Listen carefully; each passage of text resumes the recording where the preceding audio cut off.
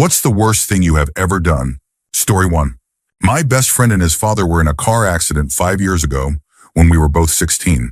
His dad didn't survive, and my friend ended up in a coma for 12 weeks. I spent a lot of time at the hospital and at his house, trying to support his family however I could. His mother was struggling more than anyone.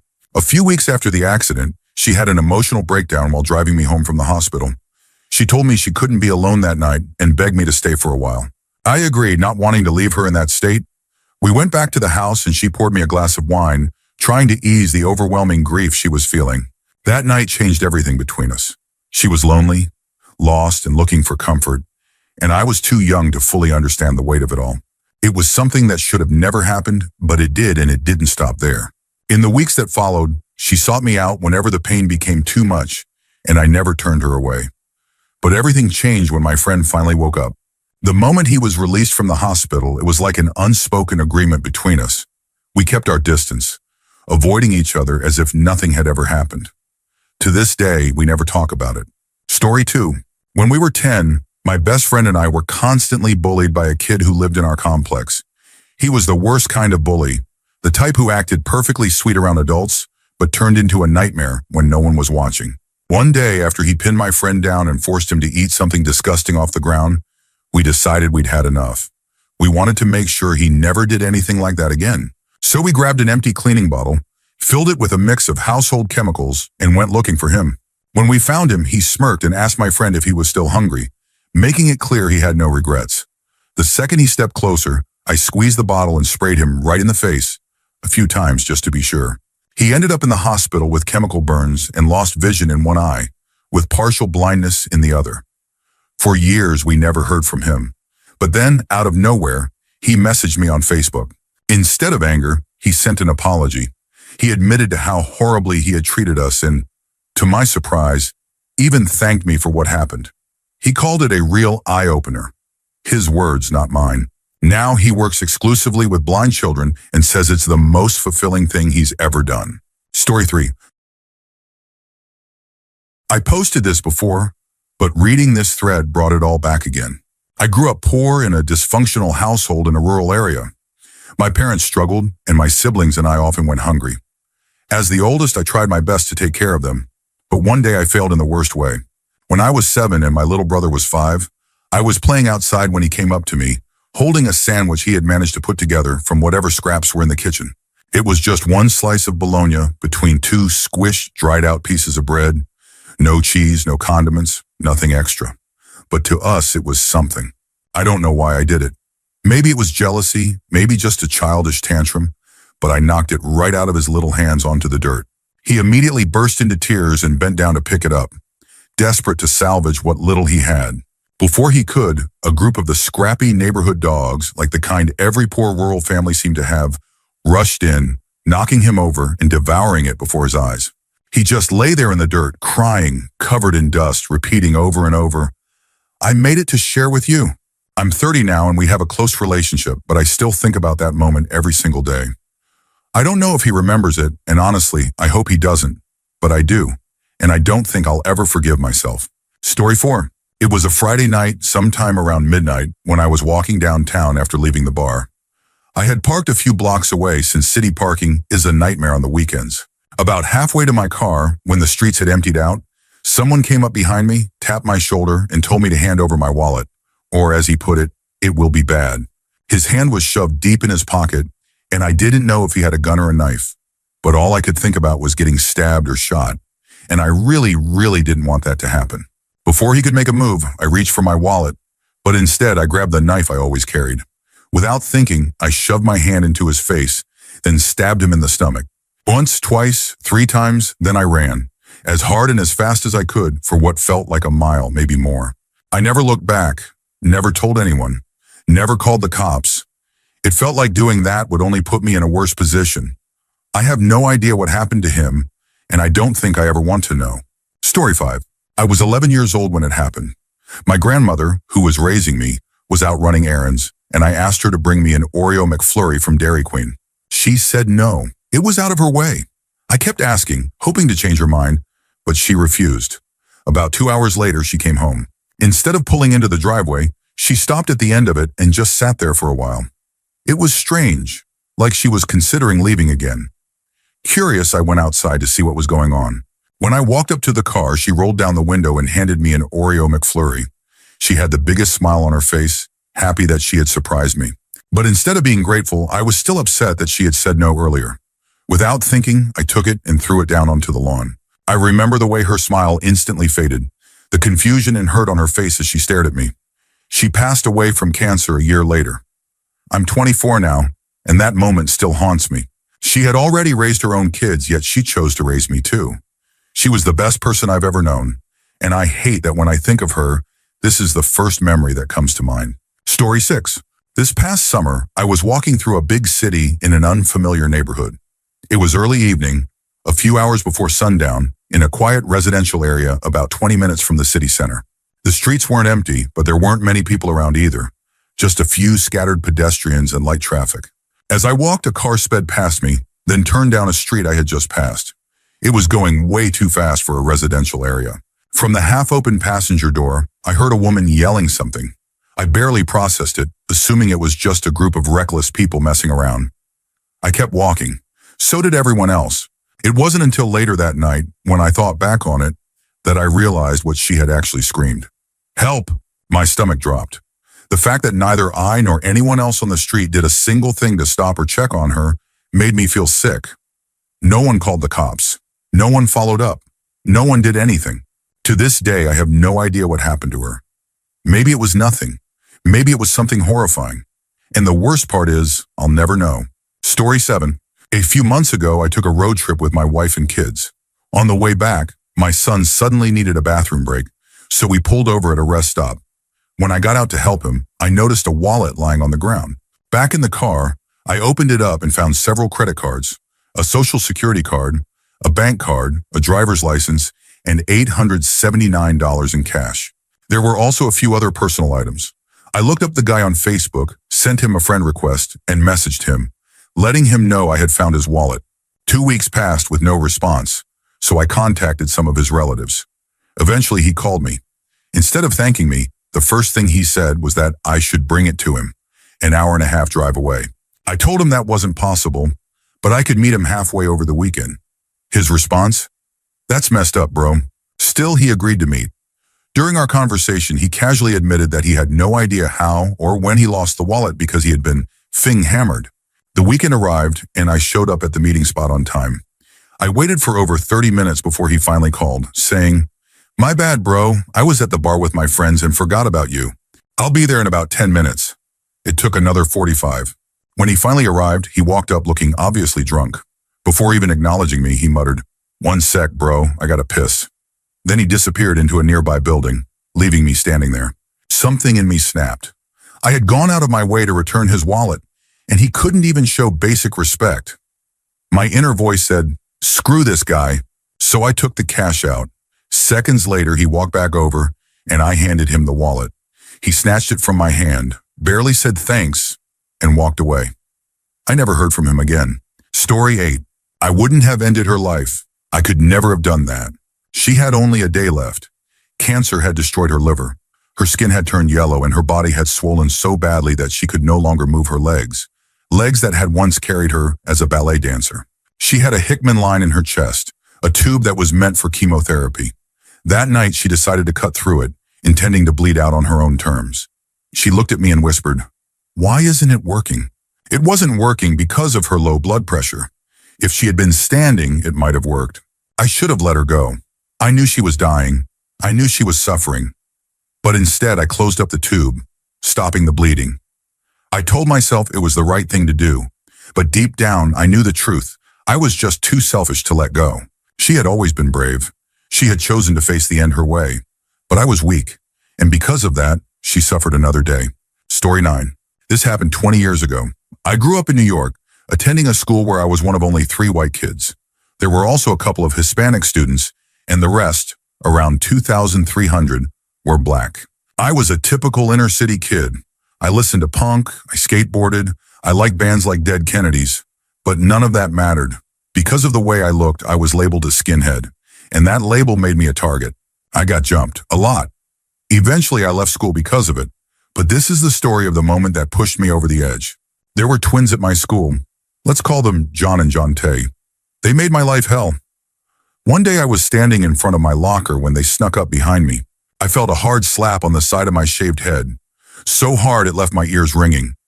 I spun around ready to fight, but stopped when I saw them and about 15 others blocking my way. The principal stood on the other side of the crowd smirking. He saw what happened. He did nothing, I muttered. You'll get yours. Alone. That moment came later that day. I saw John heading toward the stairwell. We were on the 3rd floor, and the sight of him walking toward those stairs sent something dark through me. The years of abuse, the broken bones, the humiliation. It all boiled over. I ran at him full speed. Just as he reached the top step, I jumped and kicked him, both feet slamming into his back and the back of his head. He flew down 15 stairs, hitting the wall at the bottom. I heard the screams, but they were distant, unimportant. Rage had taken over. I sprinted down after him, saw his body lying there, unmoving, and I jumped, landing both feet straight onto his head. That sound, I can still hear it. He needed surgery. I ended up in a boys' home. And to this day, I feel horrible for what I did to him. People say violence changes you. They're right. Years of getting beaten down, humiliated, and ignored by the very adults who were supposed to help me. It turned me into someone else, someone capable of doing what I did. Before you judge me, here's something to think about. 2 years before that day, I was skating home with my friends. John and John Tay spotted us, and John, yes, the same John, picked up a full Snapple bottle and threw it at me. It shattered the bridge of my nose. They ran, my friends chased after them, but they got away. I was left bleeding in the street. That was my childhood. That's the world that made me. And even after everything, I still wish I had handled it differently. Story 10. This still haunts me to this day. When I was 13, my parents bought me a hunting slingshot. Along with it, they got a pack of large metal ball bearings for ammo, but kept them hidden, telling me I wasn't allowed to use the slingshot unless they were home. 15 minutes after we got back, they left for a few hours. My brother, his friend, and I immediately snuck into their room to take the slingshot, but we couldn't find the ammo. Our house was built on an old hazelnut farm, surrounded by trees and full of squirrels. So we started picking up fallen hazelnuts and using them instead, shooting at random targets in the yard. We were terrible at it. We hadn't hit a single thing. Then a squirrel came down onto a low branch just 10 feet away. My brother's friend had a nut loaded, ready to fire. As a joke, I told him to aim at the squirrel. None of us actually expected to hit it, but this time we did.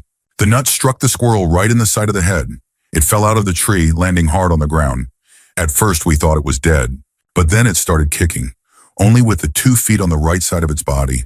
The left side was completely paralyzed. Then came the screaming. The most awful, high-pitched, blood-curdling shrieks I had ever heard. It spun in circles, unable to move properly, as blood bubbled from its nose, mouth, and even its eye. My chest tightened. I swear I could feel its pain. I knew what I had to do. I grabbed a thick branch from the ground and slammed it down on the squirrel as hard as I could, but it didn't die. I hit it again and again. I was hitting it with everything I had, but it kept twitching, shrieking, suffering. It took at least 8 or 10 hits before it finally stopped moving. When it was over, I felt sick. I dug a hole and gently placed the squirrel inside. I petted its fur, whispering, "I'm sorry," over and over before burying it. I'm 31 now. Almost 20 years have passed, but I still think about that day. It still makes me sick. Story 11. Years ago, I was addicted to coca, and to support my habit, I started selling it. That was bad enough, but one weekend, I took things even further. I had just picked up a large supply and planned to rent a cheap motel room to hustle for the weekend. On my way there, I had a friend in the car with me. He spotted a girl walking down the street and asked me to stop so he could say hi. She told him she was headed to a well-known area for crack. I laughed to myself because I knew I had the purest coke around. She asked what was funny, and I asked if she knew how to cook her own. When she said yes, I told her to hop in. No need for her to go buy weak, overpriced crack from someone else. I had the real stuff. She got in.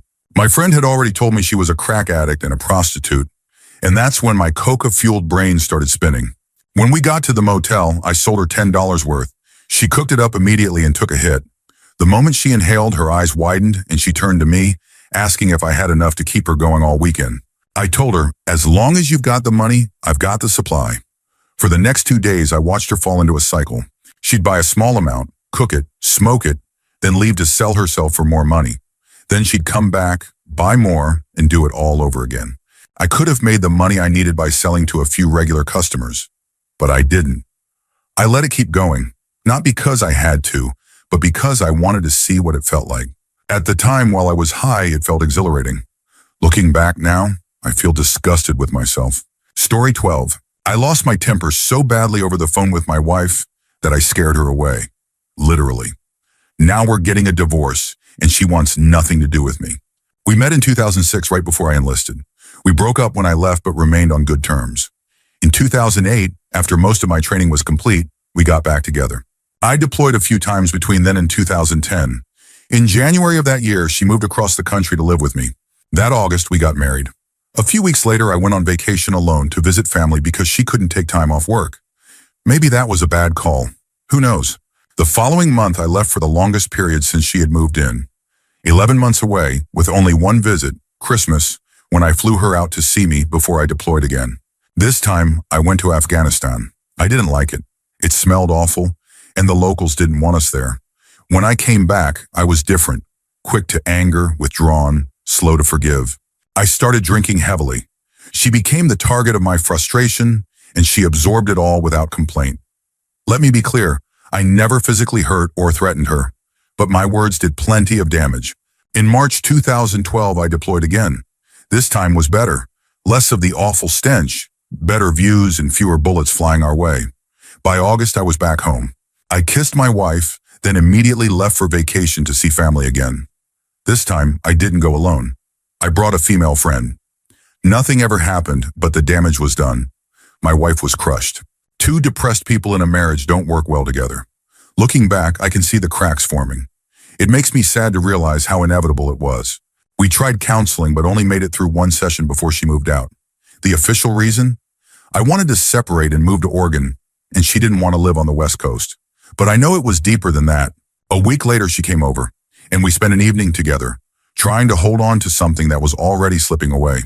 The next day, I felt uneasy. I needed to see her. I told her as much. She, overwhelmed and stressed, decided to go to a party instead. That was the final breaking point. I lost it. I flew into a rage, on the phone, off the phone, pacing the house, spiraling. I threatened to burn all of her things, not because I actually wanted to, but because seeing our memories scattered around the house was too much to handle. It tore me apart. She showed up with the cops. I had scared her, terrified her. I sat in shock as she quickly grabbed more of her things and left. That weekend, I did nothing, just sat there drinking, playing video games. No food, no appetite, no motivation. It hit me too late that my inability to control my anger, my drinking, had cost me my marriage. Tomorrow, we're meeting at Panera. I'm going to ask if we're beyond reconciliation. I hope we aren't. Story 13. When my wife and I first started talking years ago, there was a guy who had liked her for much longer than I had known her. He couldn't let it go. As my relationship with her grew, he refused to back off. At first, I tried to keep things light. We had been decent friends, but he just wouldn't drop it. It escalated to the point where we almost fought a few times because he couldn't keep his mouth shut. Here's some backstory. Before all of this, he had a child with a girl. One afternoon, while traveling to a neighboring town, they were in a car accident. Both she and the child were killed. It destroyed him. Fast forward to when he had reached full stalker mode with my wife. I had enough. I tracked him down, got in his face, and told him that he had nothing left. That the only people who had ever truly loved him were gone. That maybe it was time for him to go join them. It worked. He cut off all contact with her and me. Eventually, he left town. Years later, he found someone new. He's married now with children. He moved on. He's okay. At the time, I felt nothing. I was just glad he was gone. But looking back, I realized it was probably the most horrible thing I have ever said.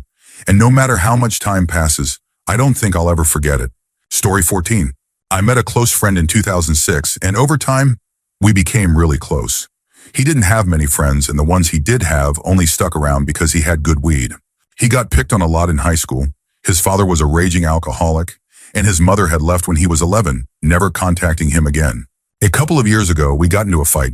I don't even remember what started it. All I recall is that it had something to do with a joke he made about my mom, and I took it way too personally.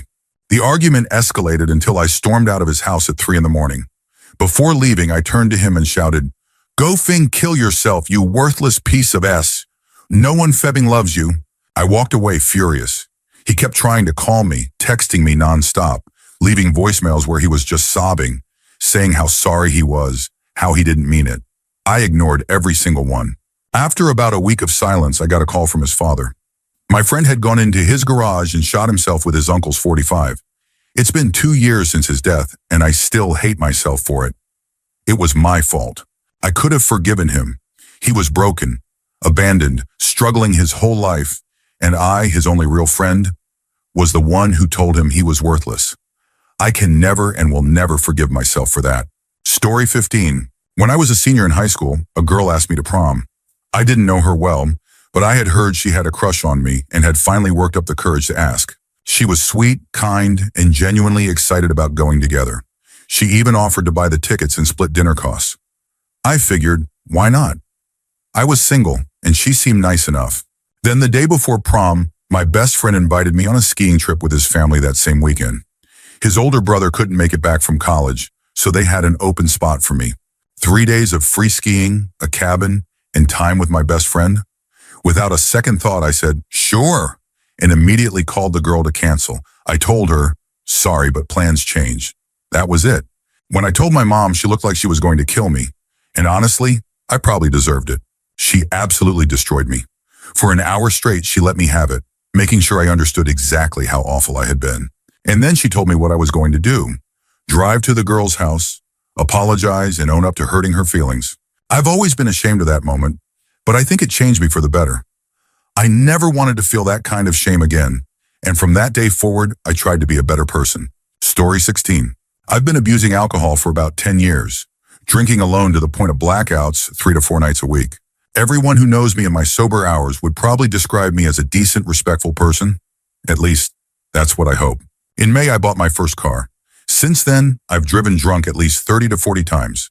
I never planned to, but once I started drinking, I'd sometimes panic that I didn't have enough for the night. That desperation would push me to get behind the wheel in search of more. Somehow, I've never had an accident, but I know that luck runs out. This behavior isn't just reckless, it's a death sentence waiting to happen. A few weeks ago, I finally took a step forward. I started attending AA meetings. I don't know if I can buy into the whole higher power concept, but I'm 17 days sober now, and for the first time, I feel like I might actually have a chance to break free from this cycle. More than anything, I know that if I don't, it's only a matter of time before I kill someone. I am deeply sorry for my actions, especially to anyone who has been affected by drunk driving. I can't believe I let myself become this person, but I don't want to be him anymore. Story 17. While on patrol in Baghdad, I accidentally shot a child. We were ambushed and the kid got caught in the middle of the firefight. He had been taking shelter in a courtyard, but at some point fear overtook him and he tried to run back home. It was an instant, a single awful second. I had my sights locked on an alley just beyond the courtyard gate, convinced that was where the enemy fire was coming from. When the child suddenly ran, I reacted on instinct. I pulled the trigger. 7 rounds hit him. We secured the area and rushed him to a local hospital, but if I had to guess, he didn't make it. That moment has stayed with me for years. I've thought about it more times than I can count. Along with other parts of my deployment that weren't exactly heroic, I don't know what to make of it all. It's just been strange. Story 18. Earlier this year, I found out my fiancée was cheating on me. The second I knew, I cut her out of my life. No second chances. No explanations. Even though every part of me still wanted to be with her, I refused to let myself stay. 2 months later, she called. Her father had committed suicide that night. I was devastated. He had always treated me like family, and I saw him as a second dad. His death hit me harder than I expected. Months passed. I cycled through every emotion imaginable: grief, anger, heartbreak. But despite it all, I never really lost my temper with her. Not until the night she called me again. We had booked a vacation together before the breakup, and since I had paid for it, any changes had to go through me. She wanted to know if I could transfer the reservation so she could take him, the guy she cheated with. I usually don't explode. I can count on one hand the number of times I've completely lost it, but that night, that was one of them. I told her to fuck off, that I'd rather lose every cent than help her take that guy on a trip we had planned together.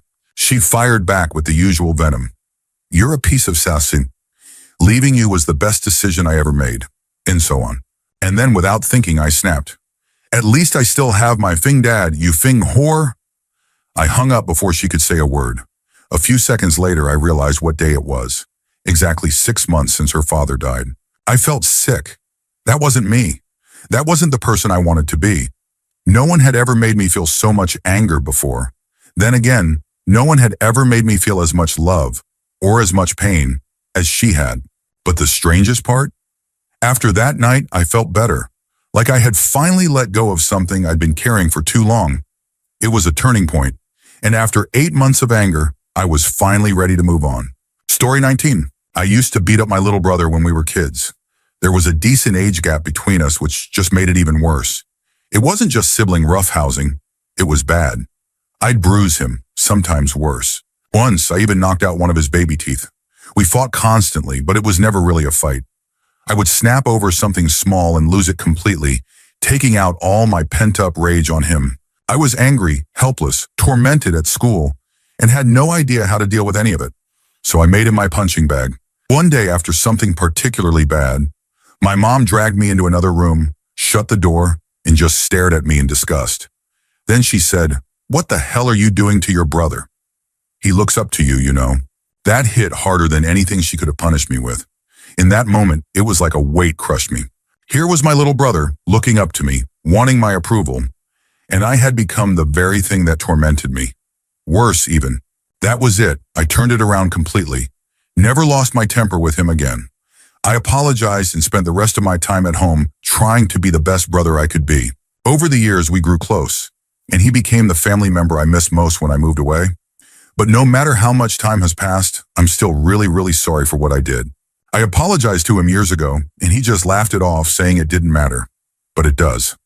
I still feel that black mark on me, something no apology can erase. I still remember that moment. That feeling when you realize you've crossed a line you can never fully make up for. Story 20. When I first met my wife, she was married to another man. I found out after a study session with her that he was abusive. She was stuck, financially dependent on him, still in school, trapped in the cycle that so many battered women find themselves in. It was heartbreaking. Then one day she showed up to class with a black eye. I didn't even have to ask. I knew exactly who had done it. I got up, left the classroom, and found 2 of my frat brothers. I told them I needed their help and to not ask questions. They didn't hesitate. We went straight to where her husband worked, lured him into the parking garage, and beat him within an inch of his life. He spent 4 weeks in the hospital with internal injuries, multiple fractures, a brain bleed, and a detached retina. While he was recovering, I sent him a get well soon card. Inside, I told him to divorce his wife, and that if he ever laid a hand on her again, his family wouldn't be planning a hospital stay. They'd be planning his funeral. I meant it. If my brothers hadn't physically stopped me, I probably would have killed him that day. Shortly after he filed for divorce, my wife had to drop out of school and take a job waiting tables to get by. That's when I stepped in. I helped her however I could, supported her, and over time we fell in love. She has no idea what I did that day. To this day, she thinks her ex was mugged during his lunch break, and I'll never tell her otherwise. Story 21. The worst thing I've ever done was recent, and I have no idea how to fix it without completely destroying my life. Long story short, I cheated on my wife, but how it happened is what makes it so much worse. My wife and her brother are fraternal twins, incredibly close, practically inseparable. Because of that, I've spent a lot of time around her brother and his wife. We all knew each other well. One night, my brother-in-law was out of town on business, so we invited his wife over for dinner. My wife got called into work. She's a nurse in the ER, so it was just the 2 of us sitting by the pool drinking wine. After a few glasses, we started playfully pushing each other around. She lost her balance and fell in. While her clothes were drying inside, we sat there talking, her wrapped in nothing but a towel. Then at some point, the towel came off. The next thing I knew, we were having S. I wish I could say it ended there, that we both felt awful and agreed to pretend it never happened. But life doesn't work like that. A few weeks later, she found out she was pregnant. She and her husband had been trying for a while, but apparently he had fertility issues. He had been out of town for a full week before that night, so we both knew the truth. It was mine. When she took a pregnancy test, he was the one who was with her. He was over the moon, thrilled that they were finally going to have a baby. He immediately told all their friends and family. Meanwhile, I sat there, watching everything unfold, trapped in my own personal nightmare. Somehow we've kept our cool. No one suspects anything, but it's only a matter of time before it all falls apart. My wife and her brother are Asian. Both me and my sister-in-law are white. That baby's going to look nothing like its supposed father. And to make things even worse, my wife is 3 months pregnant too. Every day I wake up knowing my entire life is a ticking time bomb. I can't sleep. I can't think about anything else. I don't know what to do. All I can do is wait for everything to come crashing down. Story 22. It still baffles me why I did what I'm about to confess. I've never been someone who values objects much. I hate spending money on things I don't need, especially electronics. I still use an old phone and a laptop so outdated it can't even run Minecraft without freezing. One summer night in a secluded university computer lab, I noticed an iPod left at one of the stations. Without thinking, I stole it. It was the first personal item I had ever stolen in my life. I didn't even care about stealing. I didn't really listen to music, and I knew it would ruin someone's day. But I did it anyway, without hesitation. The headphones were nice too, but I didn't need those, so I left them behind. Maybe the owner was relieved to still have them. Maybe it just confirmed their worst fear, that someone had intentionally taken their iPod and left everything else. It was a 160 gig iPod, a nice one. I hardly even used it. At most, I put a couple of gigs of music on there, and only really used it during workouts. Eventually, it got stolen from me at the gym. When I realized it was gone, I didn't even care. I just nodded to myself, accepting that I was now part of this apathetic cycle of people who have no respect for personal property. Story 23. When I was 9, my brother and I lived with our single mother. She had a boyfriend? I don't know if that's the right word. Looking back, she was his mistress. He was married. She hated him, but every time he was around, we had more money. One night, he woke me up at 1 a.m. and asked me to go through my mother's phone contacts. He wanted me to read out every name to him. I knew something wasn't right, but I was too young to understand what. So I did what he asked. For some reason, I skipped any names I thought he wouldn't recognize. But then I got to one. Jacob. He stopped me immediately and asked, "Are you sure it says that?" Jacob? His voice was urgent. I confirmed it, finished the list, and he let me go back to bed. I didn't tell anyone about that night, until now. A few weeks later, my mom, my brother Jacob, and I were sitting outside our house. Yes, the same Jacob. He was actually a chill guy who lived down the road. My mom was talking to him while my brother and I played in the dirt. Then I noticed a car pull up across the street. Ed stepped out, his expression twisted with anger. He was drunk, and he had a gun. My mom turned to him, her laughter dying instantly. Her face froze. Then she screamed for me and my brother to run into the house. I bolted up the driveway, expecting them to be right behind me. Before I could turn back, I heard a gunshot. My mom screamed. He had missed her, but the fear in her voice was worse than if she had been hit. I scrambled up the steps and into the house, locking the door behind me. I don't know how much time passed. It felt like forever. Maybe it was just seconds. Then I cracked the door open and looked outside. At first, I saw nothing. Then I heard a gurgling sound. I looked down, and everything in me went ice cold. My mother was lying at the bottom of the stairs. At first, she looked normal, like she had just fallen. But then I saw it, a gaping hole in her neck. Blood was pouring out, soaking her shirt, staining her necklace, choking her as she tried to breathe. She made a sound I will never forget, a horrible, wet, gurgling noise as she drowned in her own blood. And my little brother was just sitting there. Watching, I lost it. I ran through the neighborhood, screaming. I don't know how long I ran, how long I screamed. I just know that my grandparents, who lived across the street, eventually came home.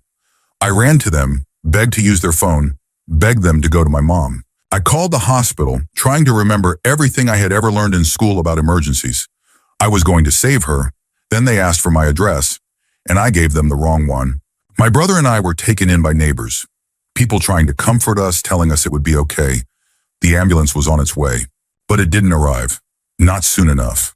By the time it did, they covered my mother with a white sheet, and I knew what that meant. I woke up the next morning convinced it was all a nightmare. But reality is a cruel, unforgiving thing. The world had lost one of the most wonderful people to ever exist. Ed chased Jacob down that night, shooting him but failing to kill him. Then he drove home, parked outside with his wife and son just feet away, and put a bullet in his own head. I know, logically, I'm not to blame, but I helped him find out about Jacob. My mistake made the ambulance late, and my greatest shame, I'm certain I closed that door. I locked my mother and brother outside. Story 24. I hit a human being on the interstate and possibly dragged what was left of them for 100 yards. My friends were in the car ahead of me, and they hit him first. The person had been ejected from a vehicle just minutes before we arrived. His body flew from under their car and then straight into mine. The sickening crunch, the violent shuddering of my car. It was undeniable. We had hit him, too. We pulled over, our bodies in shock, trying to comprehend what had just happened. When I stepped out, I realized we were still dragging something. It turned out to be just the gore-splattered front bumper, barely hanging on. The scene around us was surreal. Dozens of people had stopped their cars, standing on the shoulder, staring. When I asked what I should do, several told me to just leave. So I did. The next morning, I walked outside and saw my car sitting in the driveway, looking like something straight out of a horror movie. The trunk was splattered with human remains. And then it hit me. I had to get my front right tire replaced that same day. It had gone flat hours before the accident, and I couldn't afford to delay it. I knew what had to be done. I grabbed a hose, but the freezing temperatures had turned everything solid. Every bit of flesh, every stain, frozen to the metal. I spent what felt like hours scraping and scrubbing, using a bucket, pliers, and a sponge. Cleaning off the undercarriage was the worst part. Every movement made my stomach turn. That day still haunts me. Not just the accident itself, but the way I had to wash away the evidence. Like it was just another mess to clean up. Story 25. I was the only witness to a wreck on the road near my job. One of the people involved had managed to crawl away from the wreckage, but the other car had flames crawling up from the hood. It looked like it was about to explode. As I sat there frozen, I saw an arm stretch out from the passenger window, reaching for help. Helpless, trapped. Every instinct in me screamed to get out of my car and pull them to safety. But then I thought about a friend of mine who had been in a wreck just the week before. He had pulled an unconscious victim from their car, trying to help, and they ended up suing him, claiming he made their injuries worse. That was all I could think about. Instead of running to help, I called the police, reported the accident, turned right at a red light, and didn't look back. I don't know what happened after that. I don't know if that person survived, and I've felt guilty ever since. I don't know if I could have saved them, but I'll always wonder if I should have tried. Story 26. I have cerebral palsy, and because of that, I was bullied relentlessly as a kid. Between kindergarten and 6th grade, I had to change schools 3 times. Kids pushed me into walls, beat me up, humiliated me daily. I used a walker to get around, and that only made me an easier target. When I started at my last school in 5th grade, there was one kid who made my life hell. He was massive for his age, at least 200 pounds, and he wasted no time making sure I knew my place. On my 3rd day there, he shoved me down the stairs leading into the gym. I ended up in the ER with a dislocated shoulder. 3 months later, he was standing by the boys' bathroom, talking to his friends. As I passed by, I heard him say something about how I would never have a girlfriend because I walked like a duck. I wasn't a violent kid. I never had been.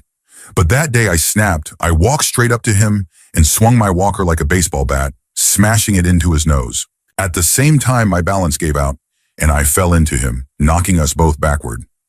As we hit the ground, another student walked out of the bathroom. The door swung open, the knob slamming into the back of the bully's head. Later, I found out it had cracked vertebrae in his neck and permanently paralyzed his right arm and hand. After that, no one ever bullied me again. They just called me Crazy Duck instead. Story 27. I had to put my dog down. I grew up in the middle of nowhere, Missouri. When I was 17, my beagle Ralph was hit by a car. He had been my best friend for years, through every lonely night, through all the times I felt like I had no one else. Ralph was always there. I saw it happen. The car was going at least 60 in a 35. It hit his rear end, sending him spiraling off the road like a rag doll. It was a nightmare, one of those moments where you just know there's no coming back from it. The driver never even slowed down. I ran to him, convinced he was gone. But when I reached the ditch, he let out the most painful, chilling whine I had ever heard. It made my blood run cold. I scooped him up, skipping school that day, carrying him home. No one was there. Even if I could drive, the nearest vet was hours away. His eyes met mine as I carried him up the driveway. It was the longest walk of my life. I laid him down on the porch, wrapped him in a blanket to keep him warm. The cold air wasn't the reason he was shaking, though. I sat with him, petting him, waiting for him to go, but he wouldn't. That's when I realized what I had to do. I went inside, grabbed my father's .22, loaded 2 rounds. When I returned, I carried Ralph to his favorite spot in the yard, where he used to dig holes just for the hell of it. I laid him down, pet him one last time, trying to convince myself I was dreaming. I leveled the rifle to the back of his head.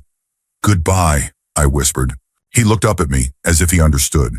He licked my hand one last time, then rested his head back down. I pulled the trigger. Then I pulled it again, just to make sure he didn't suffer. I wrapped his body in the blanket, dug out one of the holes he had made, and buried him there. Then I sat by his grave and cried. I know it was the right thing to do, but it still haunts me. Story 28. I was friends with this girl in college, but honestly, she annoyed the hell out of me. She didn't have many other friends though, and for some reason, I stuck around. Then she met this sleazy guy. I couldn't stand him. Rude, crass, ignorant. The kind of person who thought lying and messing with people was peak comedy.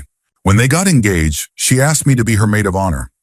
Looking back, I should have said no and cut ties then and there. But for some reason, I agreed.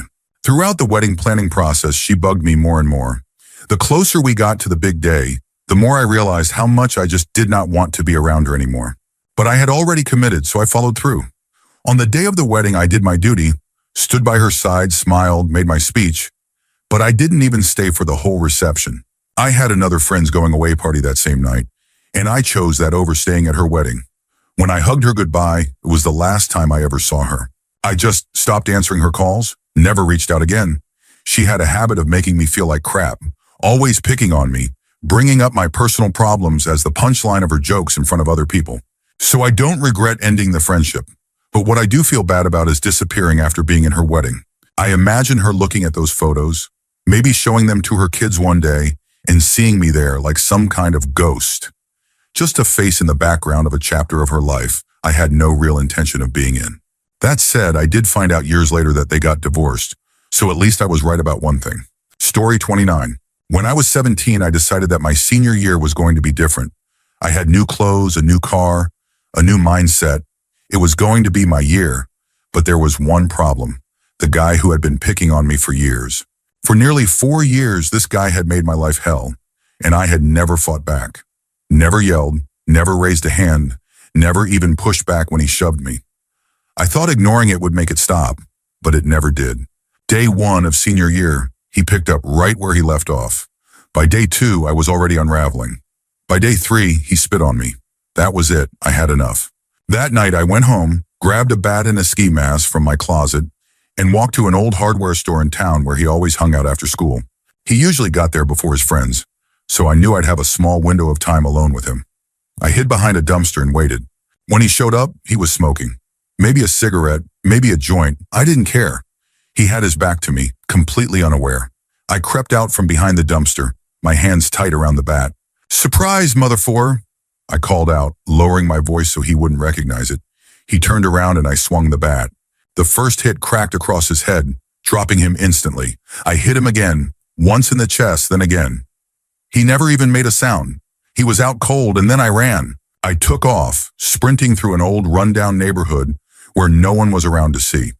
6 blocks later, I ditched the bat and mask in another dumpster, caught my breath, and hopped on a bus. I rode it for a while, got off a few stops from my neighborhood, and walked the rest of the way home. Told my mom I had been at the library hanging out with friends. She didn't question it. I never got in trouble. Never did anything to make her suspect otherwise. The next day at school, he wasn't there. By lunch, I overheard people talking. He was in the hospital. Broken jaw, a fractured rib, and a cracked vertebra. He couldn't even tell the cops what happened. Just wrote on a piece of paper that someone had attacked him with a bat. No one saw anything. The guy who did it was never caught. Story 30. I hope you're serious about asking for the worst thing, because I've never told anyone this before. I dated a girl for the first 2 years of college. We were incredibly close. First love, the kind of relationship that felt like it would last forever. At some point, she confided in me about something she had never told anyone else. At the end of her senior year of high school, she had been raped by a black football player. She couldn't even imagine telling her parents. I remember holding her as she cried, telling her it didn't change the way I saw her, that she was still the same beautiful, kind, and pure person I loved. That what some pathetic excuse for a human being had done to her didn't define her. It became one of the reasons we were so close. By sophomore year, I started realizing that she had a very clear expectation, one that came from her upbringing in a deeply traditional family. She wanted us to get married soon after graduation, and while I loved her, I wasn't sure I was ready for that. I had seen too many young marriages fall apart. Too many people end up trapped, resentful, unhappy. After months of agonizing over it, I finally told her the truth. I wasn't ready. And if that was what she needed from me, it wasn't fair to either of us to stay together. I told her I needed the summer to figure things out. She was devastated. My friends who still spoke to her told me she cried every night for over a month. It broke me, but I truly believed I was doing the right thing. The summer was hell for me too. I missed her more than I thought possible. Then at some point, she started dating again. And of all people it was, of course, a black football player at our college. She still called me, still texted me. She wanted to see me the second school started back up. It was obvious she wanted to get back together, but wasn't brave enough to say it outright. And I still wasn't sure if it was the right thing to do, because I still wasn't sure about marriage. So we danced around it, and she went back to him. I didn't know the guy personally, but I knew his reputation. He was a player, a guy who used girls, broke their hearts, moved on. The thought of her with him made me sick. It scared me for her, but I kept my mouth shut. Then one night we had a massive fight. She threw every dagger she could find, said I had never really loved her, that I had broken up with her just so I could sleep around, which was completely untrue. I couldn't even look at another girl for months after we broke up. That night, I got blackout drunk, the drunkest I have ever been in my life. I don't remember anything about it. But the next day, I woke up to the aftermath. At some point during the night, I had sent her a text, a horrible, cruel, unforgivable text. Among other things, it said, "You must have enjoyed it the first time." The second I saw it, I felt like I had been hit by a truck, like my soul had left my body. I couldn't believe it. I didn't even know I could say something like that, especially to her. I apologized in every way a person can apologize. I did everything I could to make up for it, to be there for her, to show her that it wasn't who I was. And she accepted my apologies. She still came to me as a friend when she needed someone, but I know she'll never really forgive me, and I don't think I'll ever forgive myself. For a long time, I thought about ending my life over it. I lay awake at night, staring at the ceiling, wondering how I could have ever said something like that. How some dark, hateful part of me I didn't even recognize had surfaced in the worst possible way. I still wonder that, and I don't think I'll ever have an answer. Story 31. When I was about 7 years old, I hadn't realized I needed glasses. My entire world had always been blurry, and I just assumed that's how it was supposed to be. One day while playing at the park, I saw what I thought were my friends on the walking path across the field. Without thinking, I took off on my Top Gun 10-speed bike, the one with the broken brakes. The path was narrow, only about 5 feet wide, elevated slightly like a small dike. As I sped toward them, I yelled, expecting them to move out of the way. But they didn't, and as I got closer, I realized, too late, they weren't my friends. It was an elderly couple, probably in their 80s, just out for a walk. I panicked and tried to stop, laying my bike down sideways, but I was already moving too fast. I plowed straight into the woman. I will never forget the sight of her bloody face, the look of sheer horror on the man's face, the way they just stood there, silent. They didn't yell, they didn't curse at me, they didn't have to. I still see her face sometimes, vividly, even 20 years later, and I still feel like absolute shush. Story 32. When I was 17, I nearly beat a kid to death at a party. My dad started me in wrestling when I was 6, and by 10 I was training in MMA. Against the average person, any fight was almost always unfair. I could handle myself. This kid, he was one of those guys who always had a pack of friends with him, jumping people, beating on kids who couldn't fight back. He had been doing it for years. That night, when the party started winding down, his friends left, but he was still acting like the same asshole, shoving people, picking fights, showing off. Then he slammed my little brother, 15 years old, onto a concrete pad. I saw my brother's head bounce off the pavement, and the worst part? The other kids just stood there grinning. They watched. Something in me snapped. I ran full speed and crashed into him, slamming him against the side of the garage. In an instant, I was on top of him, raining down blows. 5 or 6 punches in, he stopped fighting back. But I didn't stop. I couldn't stop. I kept going, hitting him again and again, until 3 guys had to physically pull me off him. He ended up in the hospital for over half a year. Severe brain swelling, multiple fractures, internal damage. From what I've heard, he's never been the same since. He thinks slower now. He struggles with basic things. I see him every once in a while when I go back home. I know what I did to him, and while I feel bad that he's disabled now, I don't regret it for a second. Because if I hadn't done it, my little brother could have been the one with his skull cracked open on the concrete. Story 33. When I was in 5th grade, I got bullied a lot. My dad always told me, if someone picks on you, kick the shit out of them. So I did. This kid, Brandon, had been beating on me for a while. I don't even remember what started it, but that day something in me finally snapped. I stood up to him, pushed back, then saw a rock on the ground. I knew I didn't stand a chance in a straight-up fight. He was bigger, stronger. If I didn't do something fast, I was going to get wrecked. So I kicked him in the shin, grabbed the rock, and hurled it at his leg. It hit with a sickening crack. He screamed. He fell, and before I could even think, I kicked him in the ribs as hard as I could. His leg was broken, so was a rib. He screamed so loud, a horrible gut-wrenching sound. The rock had torn a deep gash in his leg and there was blood, so much blood. His parents were surprisingly understanding. They didn't press charges, just asked that we apologize to each other. I had a broken nose and a cracked rib too. It wasn't one-sided. But after that day, I never fought back again. I'm a big guy now, not just fat. Solid. If I lost a little weight, I'd probably be ripped. But I don't fight back anymore. Because I still remember how he screamed. I'm still terrified of what I did that day, and I never, ever want to hear that sound again. Story 34. I killed a man when I was 9 years old. He was my mom's boyfriend, a mean, violent drunk who liked to threaten my family. That night, he was wasted, slurring some nasty, disgusting thing to my mom. I yelled at him, too young and too angry to care about the consequences.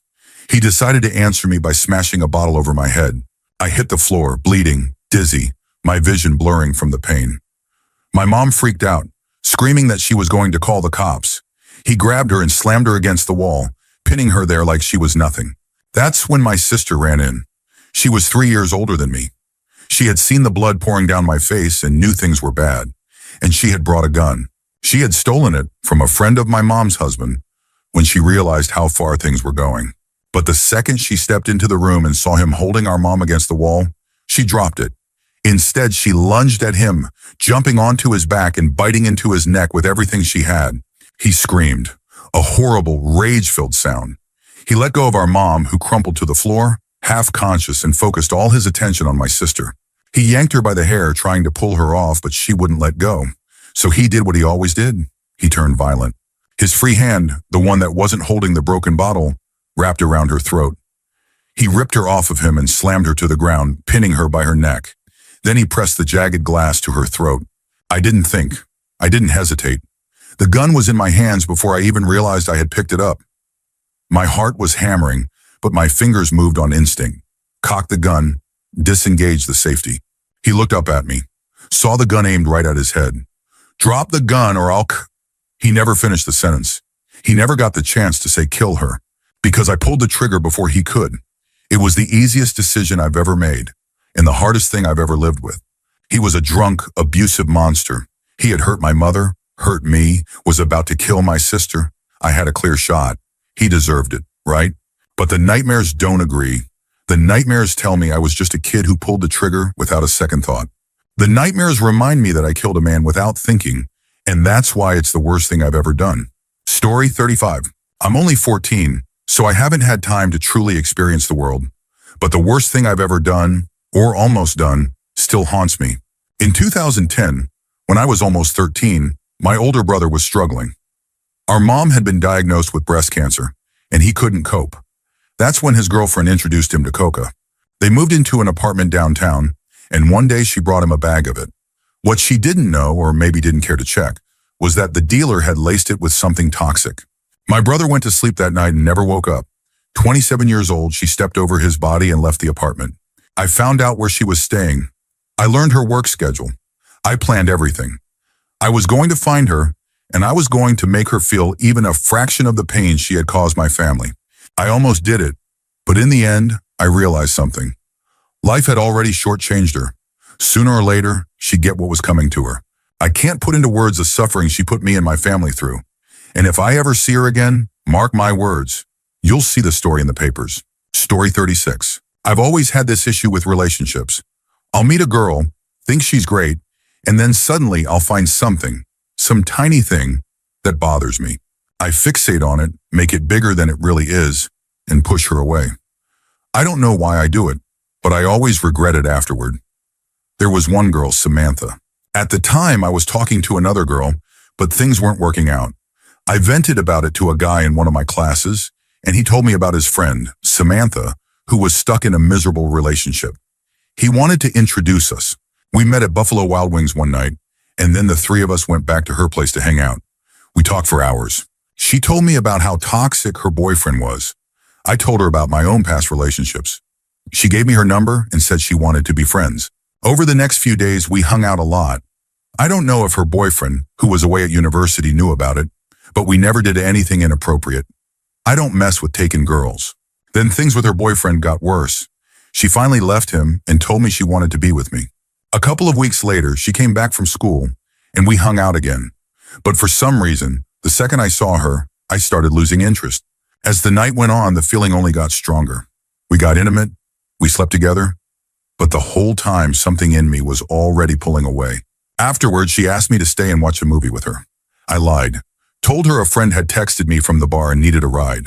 I could see it on her face. She knew I was full of shaish. Whatever, she said as I left.